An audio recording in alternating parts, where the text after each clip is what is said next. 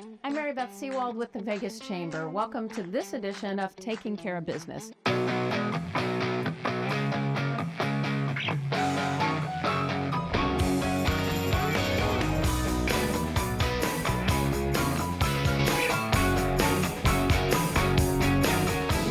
Last month, we had the opportunity to take a record number of Nevadans to our nation's capital on the Vegas Chamber's Washington D.C. fly-in.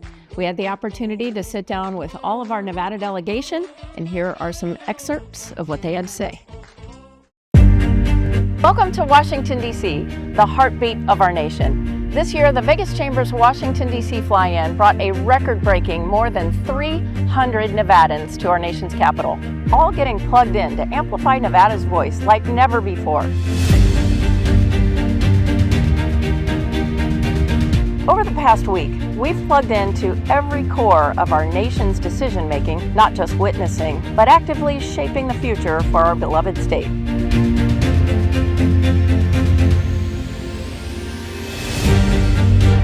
We've tackled the issues that matter most to our businesses and communities back home. Our strengthened bond with the Nevada delegation ensures that our priorities echo through the halls of Congress.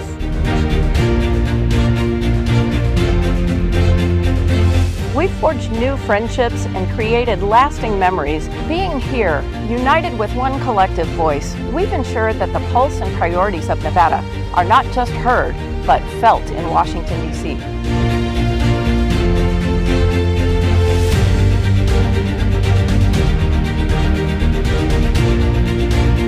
Thank you for being part of this monumental journey. Together, we're not just taking care of business, we are elevating Nevada's future.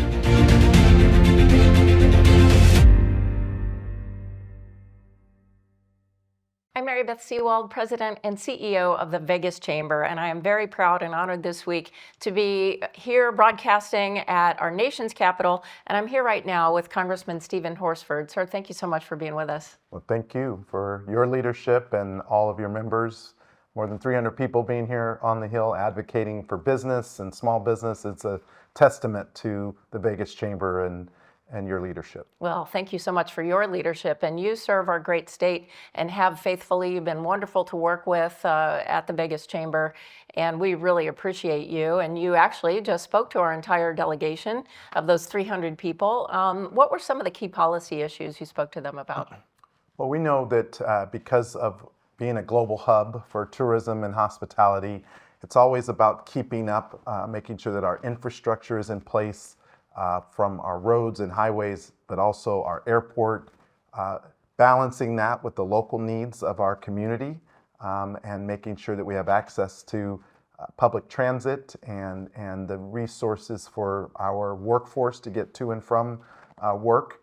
A big focus on small business, which I've really leaned in on, helping to secure more money for Nevada to help more small businesses, particularly diverse women-owned and veteran-owned businesses who, need to have the same opportunity to start and to grow their business. We're really proud that in Nevada we've had about 185,000 businesses that have formed in the last few years. It's one of the highest rates, and women are leading the category of the startup businesses. So that is a testament, again, to kind of the entrepreneurial spirit, and we want to make sure that the resources, the access to capital, and the assistance that it takes to help those businesses succeed is also there.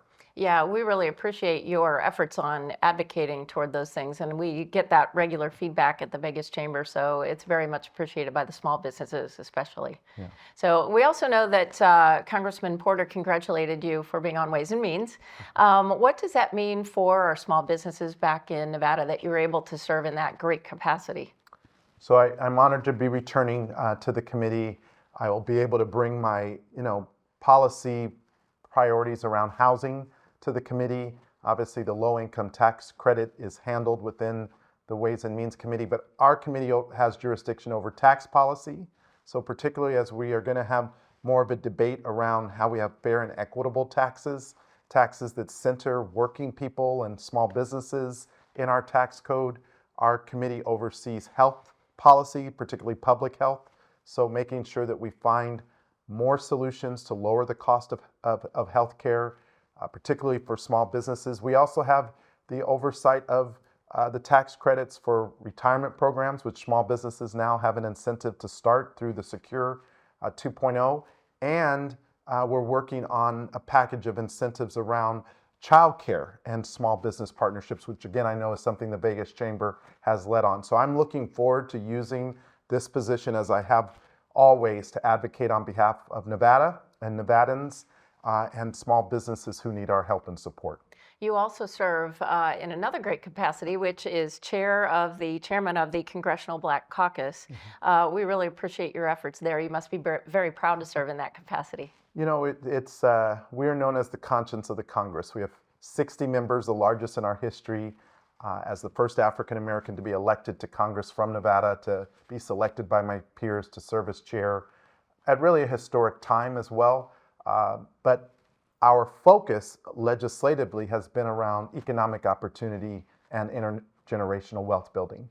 We just issued the first of its kind corporate accountability report for Fortune 500 companies called What Good Looks Like, a report on diversity, equity, and inclusion, where we found more than 200 of the 500 Fortune 500 businesses are affirming their commitments and working to expand and make progress around the workforce, around business diversity, including the supply and vendor pool, and the investments that they make in the communities that they operate in. And many of our businesses in Nevada responded, and I'm proud that this first of its kind report will now be an annual index that will help measure where corporate America is around the issues of diversity, equity, and inclusion. And why this is important is because we've lost $16 trillion of GDP by not having full economic opportunity for everyone.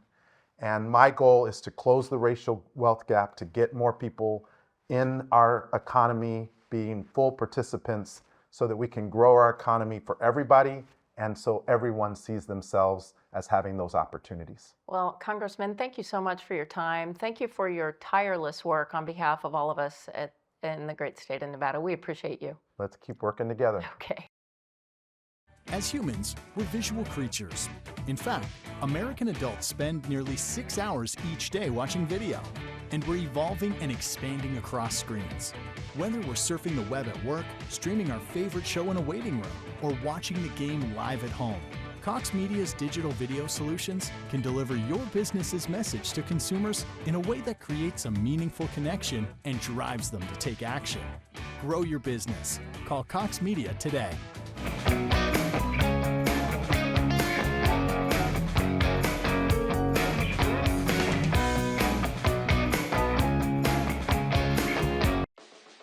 Welcome to Las Vegas.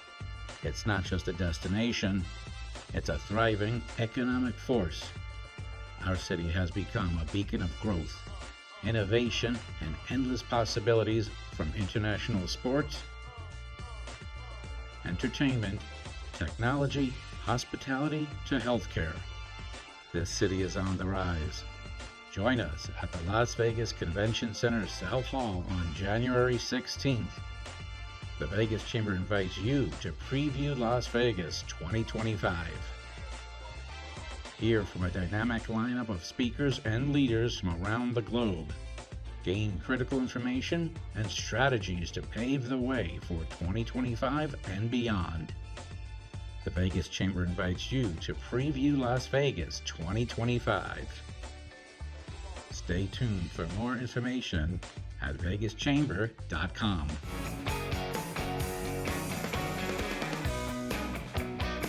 I'm Mary Beth Sewald, President and CEO of the Vegas Chamber. I am very pleased to be here in our nation's capital on the Vegas Chamber's Washington D.C. fly-in. I am proud to be joined by Congresswoman Susie Lee, who just spoke to our organization, to our delegation. We have 305 people here with us in our nation's capital. It is a record.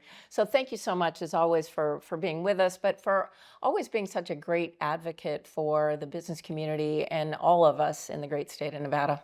Oh, well, thanks for bringing everyone here. It's fun to see Vegas come to Washington every year. It's nice to see some friendly faces in the crowd. That's right. Exactly. Well, you spoke a little bit about a program you're working on called the Dignity Act. Tell us about that and why that's near and dear to your heart.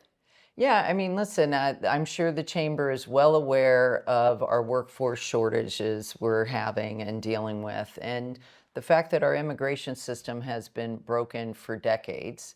I think the last piece of immigration reform that was passed was over 30 years ago. And, and so we know that we have a broken immigration system, and we certainly are in support of secure borders, and we need to make investments so that we're processing people in a timely manner, in a manner that is, I say, fair and fast and final. And the Dignity Act is a bill. It's bipartisan. It's co-sponsored by Veronica Escobar from Texas and Maria Salazar, the Republican from Florida. And it's basically how we're, one, providing a earned path to citizenship, also securing our border, making sure that we are processing people and dealing with our temporary worker shortage, making sure that we are expanding our opportunities for legal immigration in this country, refining the system to make sure we're processing people in a timely manner, and of course securing our border and making sure, and so it's a bill that has been proposed. I think we're up to over 120 co-sponsors. But, again, this is an issue that is so polarizing in this country. And I always say that the most secure border we could have is comprehensive immigration reform. And that's why we're going to continue to work on getting this bill over the finish line. Excellent. If the Dignity Act passes, how would you see it affecting or impacting those of us back in the state of Nevada? Well, listen, I mean, many people are struggling to find workers, and so this is going to help us, one, have pathways for legal immigration into our community. Also, we have many dreamers and DACA recipients in our community as well. This bill will also provide them with a pathway as well. So it's making sure that we're opening up those pathways so that people can come here legally and work, and that we have a process that is fair, that's also final as well. Okay, two other issues you talked about this morning are teacher shortage and mental health. Two things that are very impactful to us, and things that we have, childcare, we have healthcare, we have education issues. What are your thoughts about that, and how are those your priorities? Well, listen, the teacher shortage, I think there's a combination of factors that have led us to where we are with respect to that. And one, I just think we need to continue to invest in our education system. But also when it comes to mental health, it's really what I have found when I'm out on the ground talking to professionals. Our licensing requirement, we obviously want to be safe and we want to be legal, and we want to make sure that we have safeguards in place.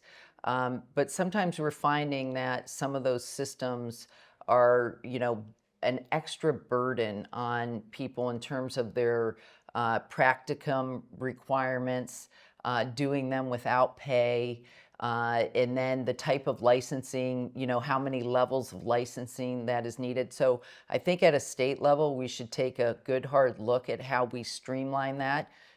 Of course, safety of our patients is number one, but I think there's processes that we can streamline so we can start to, make it so that people who want to go into the profession don't get barrier after barrier after barrier on their path there. Like so many young professionals say that, they just can't afford, to do the practicum without pay, do the fee. How are we going to provide the type of support that they need so we can get them through the licensing process in a faster manner? Okay, and we also know that you're part of the Problem Solvers Caucus. You spoke about that as well. So what are some of the policy priorities that you're focusing on in the caucus? Well, listen, like I said, immigration reform is going to be a top priority. I think it should be a top priority in the next Congress. We have, there's a lot of the tax cuts that were passed. That we're going to have a lot of those are reaching a cliff in 2025. So that's definitely going to be a major, major issue. And then something that is super important to Nevada is permitting reform. And, I mean, we see it time and again where we have these opportunities to diversify and transition our energy, and Nevada's at the forefront, but we have some barriers in terms of how quickly we can bring projects online. And so how do we set up a process that streamlines that keeps, we want to keep our protections in place. And so that's definitely an area where we're going to have some bipartisan compromise and a place where I think the problem solvers could be impactful. All right. Well, Congresswoman Susie Lee, we're so proud to have you representing us in the state of Nevada. We're thrilled to be working with you through the Vegas Chamber as well. So thank you so much for being with us, and thank you for all you do. Thank you, and thank you for your leadership. Okay. As humans, we're visual creatures. In fact, American adults spend nearly 6 hours each day watching video, and we're evolving and expanding across screens. Whether we're surfing the web at work, streaming our favorite show in a waiting room, or watching the game live at home, Cox Media's digital video solutions can deliver your business's message to consumers in a way that creates a meaningful connection and drives them to take action.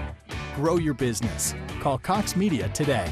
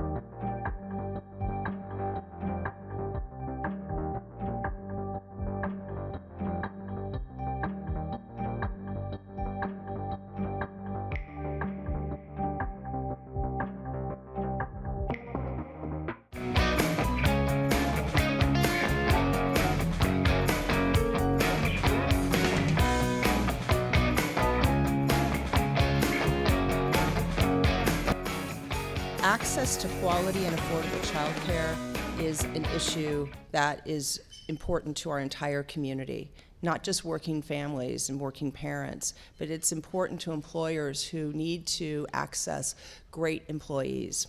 It's important to our overall economy that wants everybody to be able to work at their highest level and generate as much economic growth as possible. But childcare is something that's hindering those things, and I'm really pleased that we've all come together. The statistics, and you're going to hear from our two presenters who will delve in this even more, but the statistics are pretty alarming. The demand for childcare in Nevada is very high, with over 65% of children coming from households with two working parents. 74% of children ages 0 to 5 do not have access to licensed childcare. And this really blows me away. The cost of childcare in Nevada, in many cases, is more expensive than college tuition, oftentimes exceeding $17,000. How working families can even come close to addressing this financially is unbelievable. What a challenge. Ideally, child care should not exceed 10% of a family's budget, but that is simply not the case. We're looking at statistics closer to 40 to 76%. This is causing parents to make choices that aren't really the choices they want to make, but the choices they feel they need to make. And that's what today is about. So to open this conversation and bring some national perspective, it's my pleasure to introduce Aaron Merchant. Aaron is the Senior Director of Program and Policies at the U.S. Chamber of Commerce Foundation, and he's going to share the U.S. Chamber of Commerce's work and findings with us. Aaron works in the early childhood education portfolio. He is leading the efforts to educate policy makers, state and local chambers, and early childhood advocates on businesses' role in early education to promote investments and in the workforce of today and tomorrow. And let me stress, this is a conversation that business needs to be front and center, and the Vegas Chamber is committed to being part of that conversation. So please welcome Aaron Merchant. What are we going to do about childcare? So legislation was passed, emergency funds were sent, and then when the pandemic was like kind of over or mostly over, that was when it sort of got into, okay, but what do we really do now, right? And so the chamber, and I'm not sure how to bring up this slide. There we go. And so during this time, when we quickly shifted from, are y'all thinking about childcare, to, guys, we really need to do something about childcare. The chamber produced several different resources, and this one has become a foundational document. And this is guidance for individual employers or groups of employers who really didn't know where to start. They were like, what we're hearing from our employees is we got to do something about childcare. We're not childcare experts. We're not sure what to do. And so this is part of a larger document that actually walks through all of these different interventions. But this roadmap kind of goes through, quick wins or low-hanging fruit, internal investments that employers can make in their employees, and then community investments. And we'll talk about community investments as sort of the third era of the business case for childcare. And so with quick wins, something that is most often overlooked but is the most important thing as far as I have seen is giving your employees or giving your working parents a forum where they feel comfortable telling you what their childcare challenges are. Because nobody wants to be the person who's like, hey guys, the commute's rough, right? You don't want to seem like someone who's bringing problems, not solutions.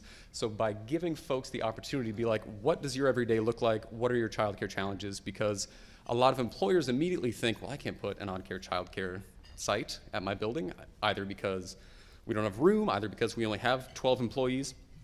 But sometimes employees are like, can we have a flexible start time to work? Sometimes employees are like, I have pretty solid childcare, but every now and then it falls through. Is there like a backup plan we could have? Or I just need help finding childcare. Is there a concierge service? And so the roadmap really sort of brought to the forefront, like there are things that you can do.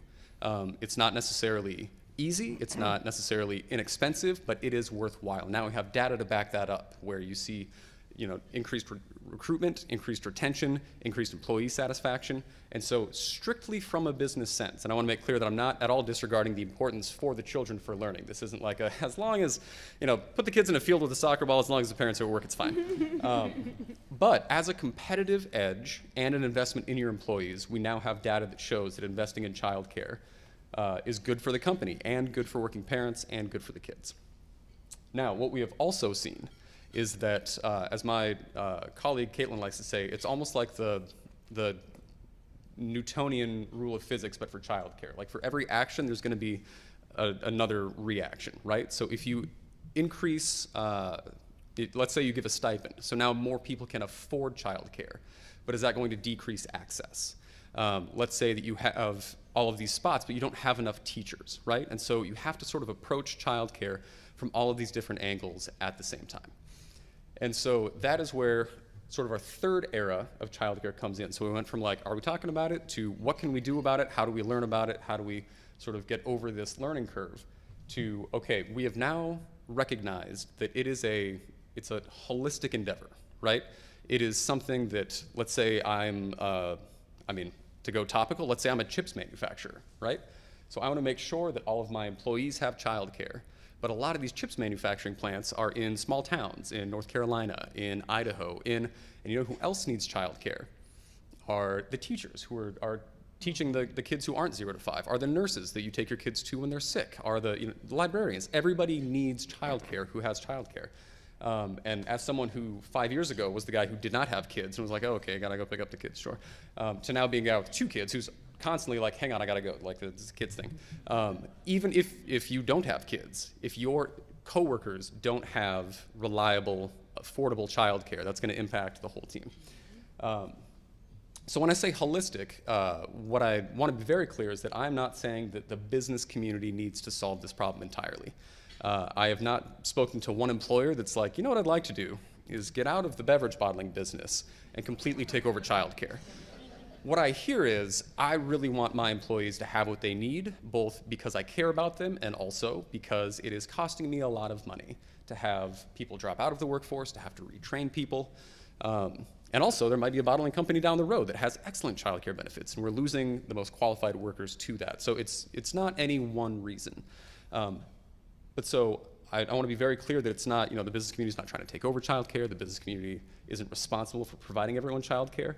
But the seat at the table that chambers and employers have is paramount. And it's for several reasons. First, it's because up until about 2020, it was sort of an overlooked perspective.